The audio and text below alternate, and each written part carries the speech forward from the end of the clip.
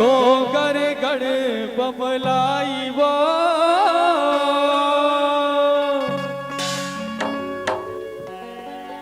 रावा के बंजारी न सुमरा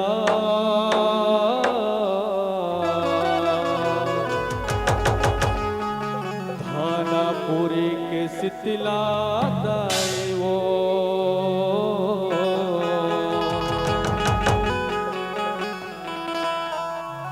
थानापुरी के सितला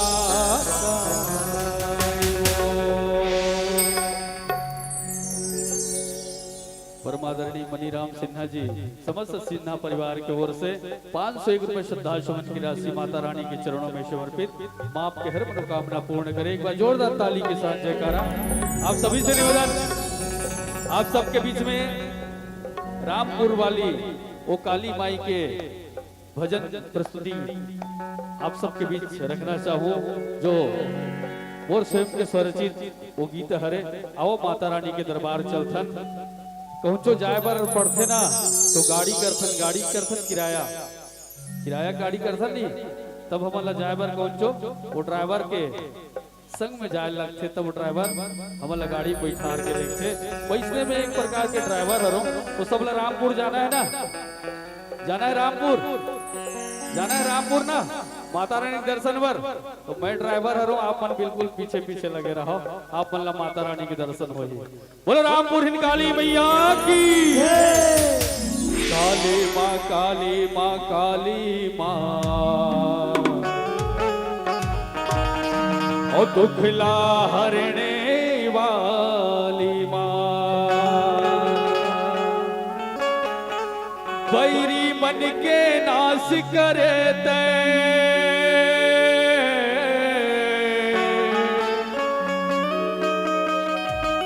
बैरी मन के नाश करे ते खाड़ा खप्पर वाली माँ खाड़ा खप्पर वाली माँ काली माँ काली माँ काली माँ और दुखला हरने वाली माँ।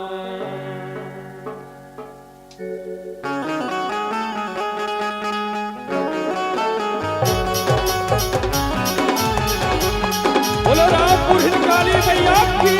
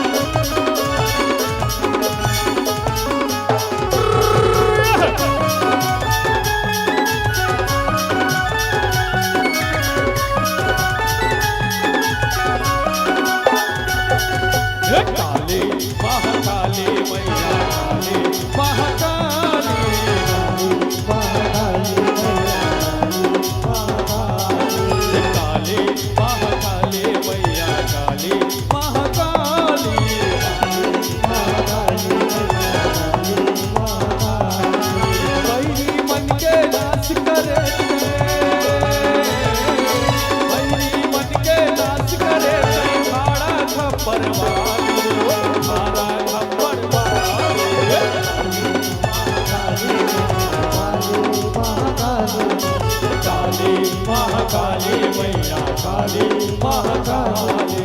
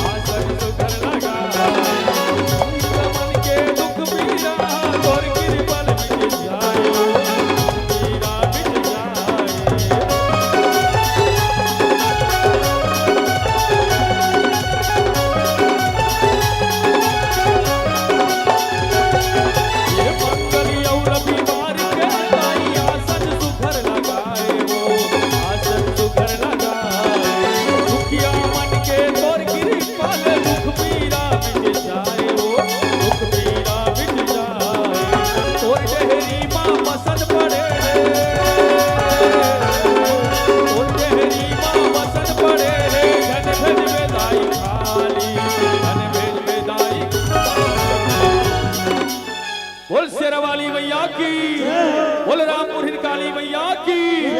अब उठो भवानी मैहर वाली, पापीला मार के आना है दाई वो।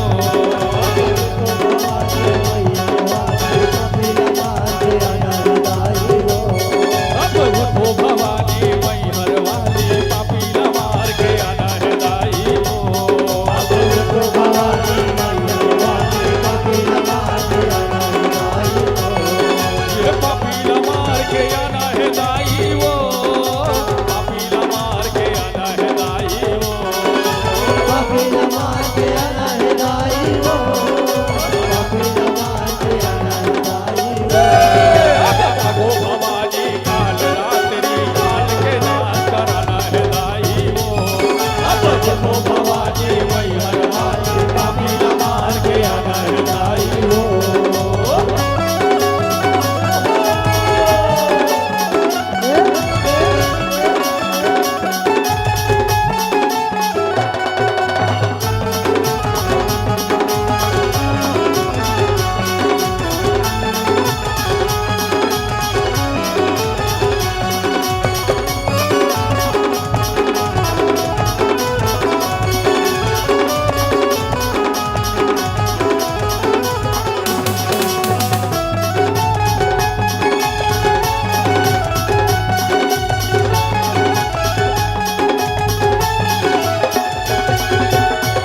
जयकारा शेरावाली ने बोलो सांची दरबार की जय।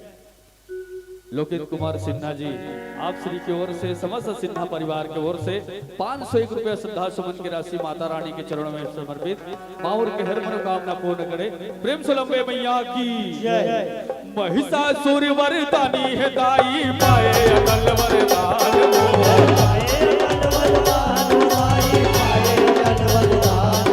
ये महिषासुर वरदानी है दाई, पाए अकल वरदान वो।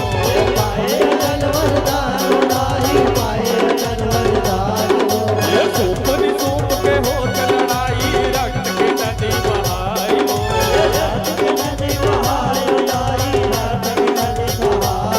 अब जागो भवानी मैहर वाली, पापी के नाश कराना है दाई वो। अब देखो भवानी मैहर वाली, पापीला मार के आना है दाई वो। अब उठो भवानी मैहर वाली, पापीला मार के आना है दाई वो। अब देखो भवानी मैहर वाली, पापीला मार के आना है दाई वो। अब देखो भवानी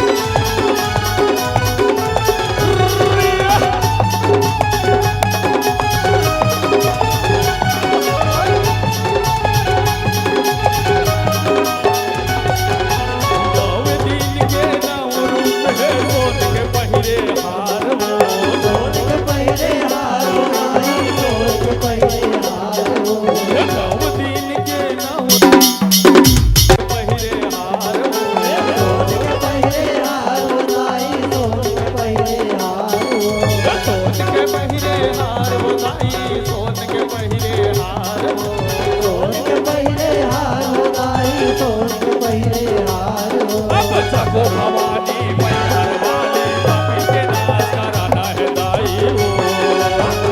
भवानी मैहर वाली, पापीला मार के आना है दाई वो। अब उठो भवानी मैहर वाली, पापीला मार के आना है दाई वो। अब उठो भवानी मैहर वाली, पापीला मार के आना है दाई वो।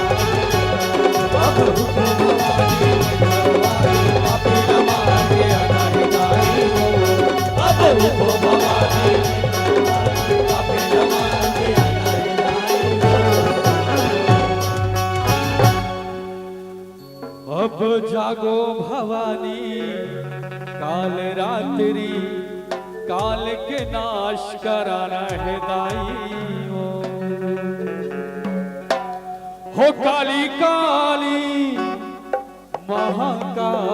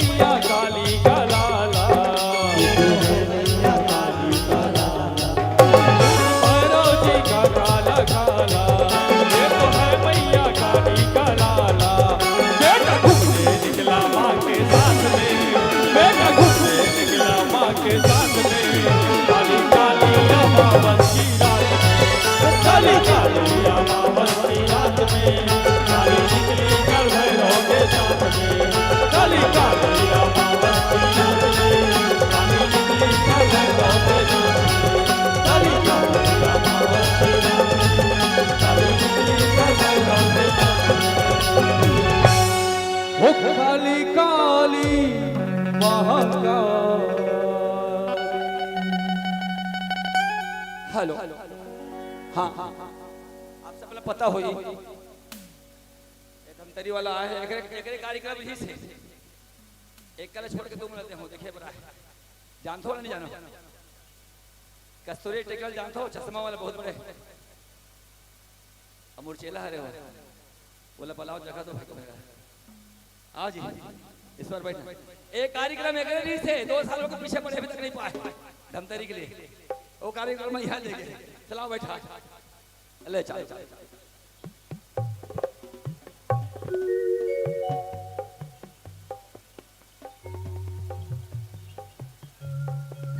प्रेम सुलो प्रेमिया की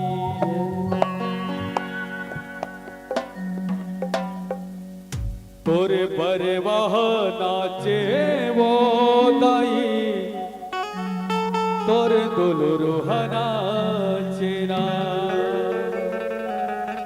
ये तोरे बरवाह नाचे वो दाई तोरे दुलुरुहा नाचेना ओ बाबा बेधे वो दाई बाना बाबा बेधेना बोल रामपुर हिनकाली मैया की तोरे दुलो रूहा नाचे वो दाई तोरे दुलो रूहा नाचे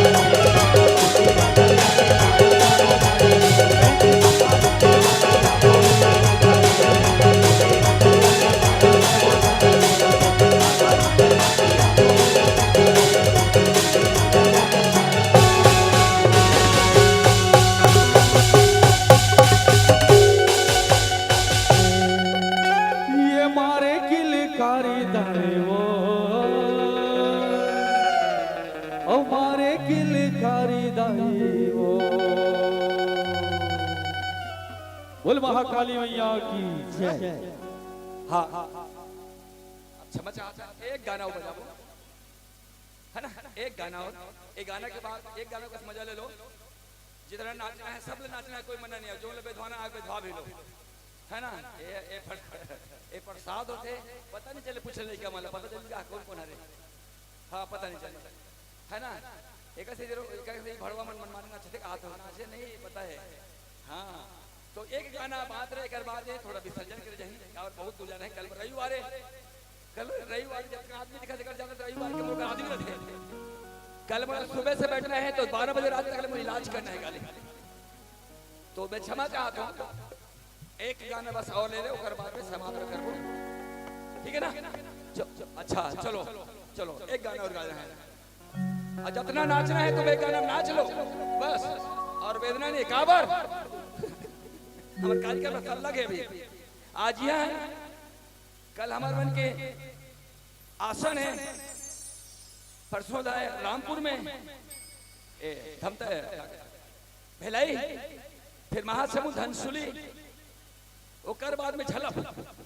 अब सोच लो आजकल पे भाई एक ज्यादा भी बहुत भाई, अब कैसे पे बहुत सोच के देख लो। नहीं समझे बात ना, सिर्फ विश्वास, विश्वास से आदमी टीके हैं, विश्वास है। अब मैं झूठ बोला तो कुछ के सालों के पीछे पड़े अभी तक नंबर नहीं पाए। अतका दूर से गिरे थे दे दे ऐसा नहीं, हर साल पहले से आते मौका खुद चला हरे मोर। काली मंदिर जानते हो झलक में, धमतरी में बहुत बड़े मंदिर है, भव्य मंदिर बने, समझे नहीं। हाँ वही कार्यक्रम रही, लेकिन बोला कैसा के तू मतलब।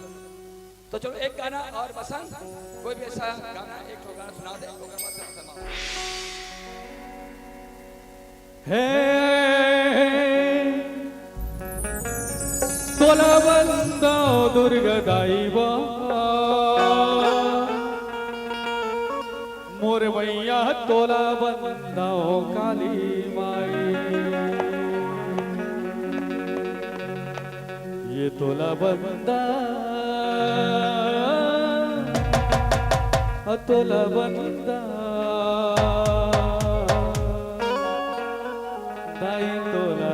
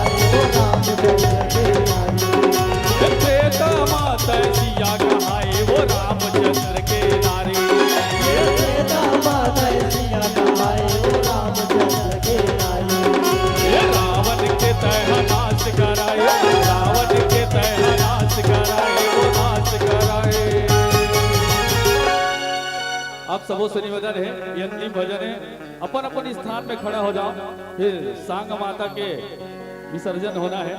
आप सबसे निवेदन, अपन अपन स्थान में खड़ा हो जाओ, ये अंतिम भजन।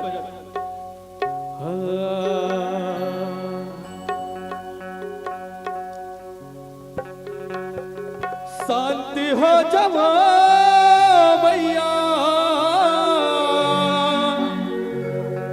तय शांत हो जाओ, शांत हो जाओ मैया, शांत हो जाओ। भोलेनाथ का आवाहन करना है, बोले शंकर भगवान की जय। जब हर हर हर हर भोला गुरु महादेव, सबला झूमना है ना, अपन अपन स्थान में ताली के साथ भगवान भोलेनाथ के एकदम भजन में आनंद लेते हुए सबला अपन अपन स्थान में झूमते हुए कहना है का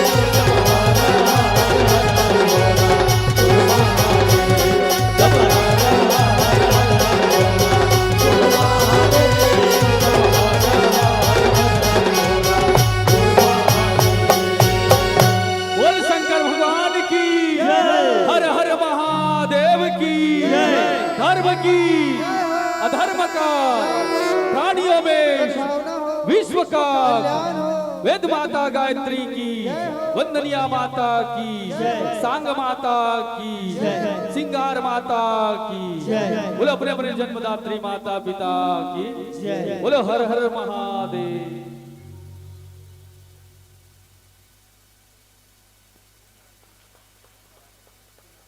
परम आदरणीय परम सम्माननीय बड़े भैया ओम नारायण सिन्हा जी, आप समस्त सिन्हा परिवार की ओर से 1001 रुपए श्रद्धा सुमन की राशि मां के चरणों में समर्पित। शांति बना के माता रानी रखिएगा। आपकी हर फिर एक मनोकामना पश्चात ही घर को पूर्ण प्रस्थान करे। करेंगे। ऋषि मैया की जय। यहाँ जितने भी दर्शक दिखे हैं उनसे निवेदन है कि विदाई के बाद ही आप लोग घर को प्रस्थान करेगा। 2 मिनट के लिए रुको।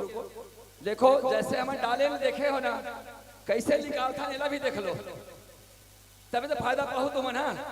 जैसे डाले हैं वैसे निकाल दो, कैसे निकाल था दिला देख लो। 2 मिनट के लिए बैठो, 2 मिनट के लिए बैठो, फिर शांत कर जाओ। 2 मिनट के बैठो, चलो लाइन से बैठ जाओ, बैठ जाओ।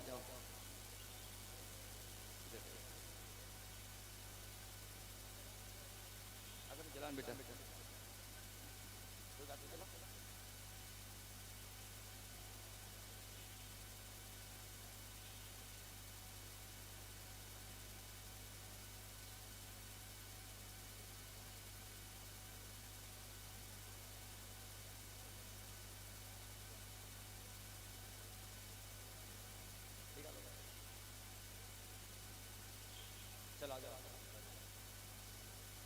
हाँ, समिति के भाई बना जाओ।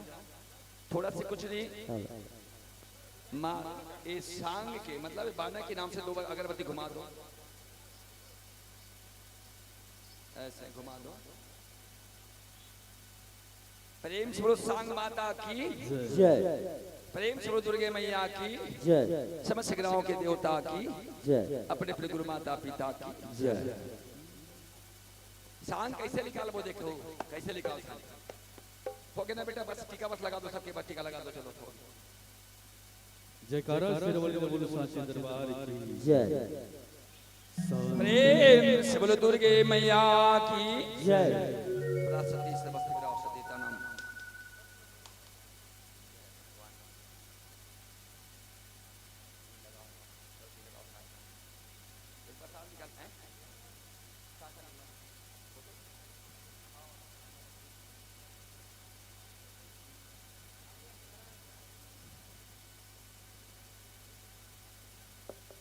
हेलो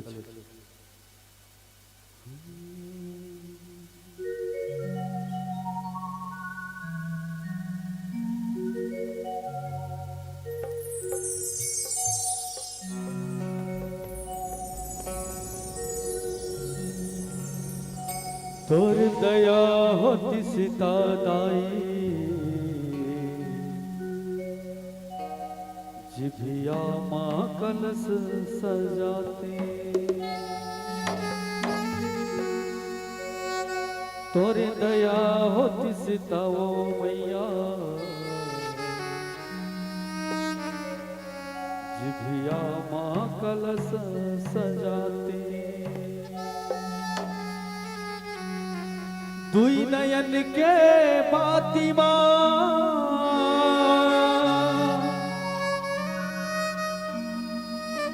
दुई नयन के बाती आंसू माँ जोत जलाते।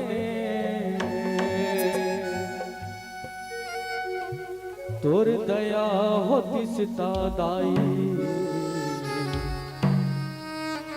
जिभिया माँ कलश सजाते।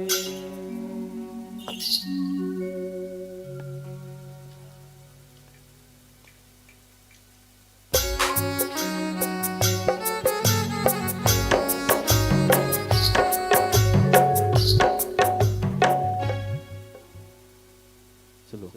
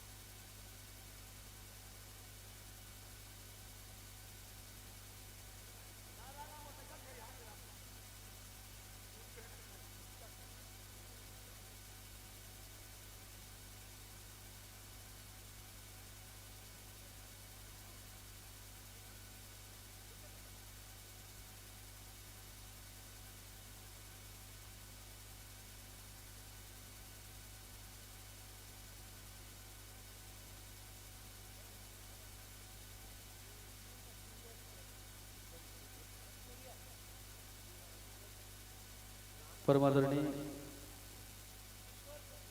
ईश्वर कस्तूरिया जी आप श्री की ओर से 501 रुपये श्रद्धा सुमन की राशि मां अम्बे के चरणों में समर्पित। मां जगदम्बा आपकी हर मनोकामना पूर्ण करे। ऋण सुलंबे मैया की जय। जय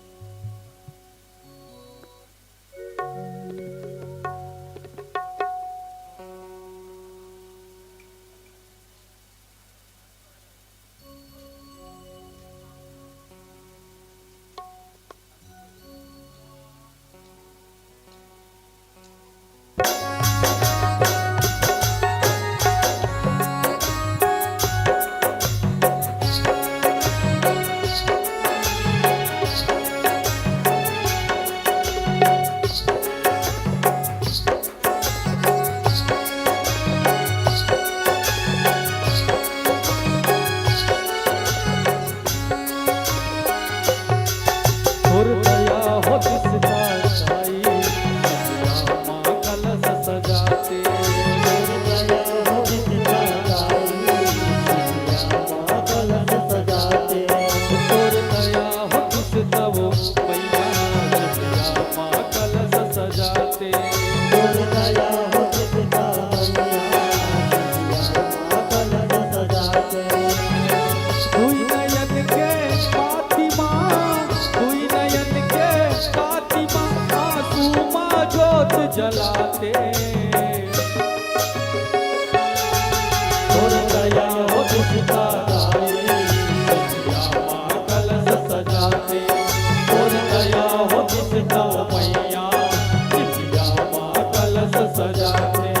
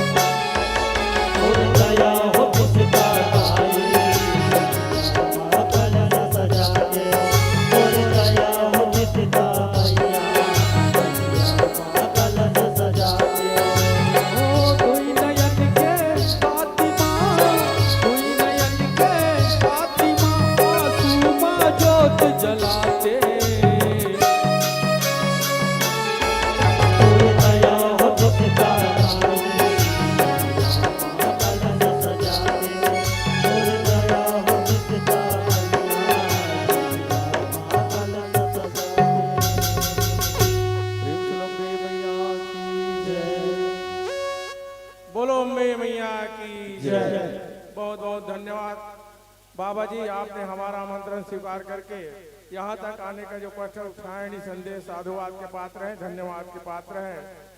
हमारे जय ज्वाला दुर्गा उत्सव समिति के जितने भी सदस्य हैं उनसे निवेदन है कि आदरणीय कोषाध्यक्ष श्री हरिप्रसाद सिन्हा जी ध्यान देंगे।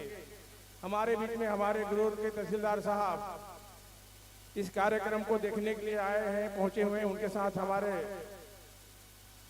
नगर पंचायत गुरूर के साथी गोलू भैया जी का भी आगमन हुआ है।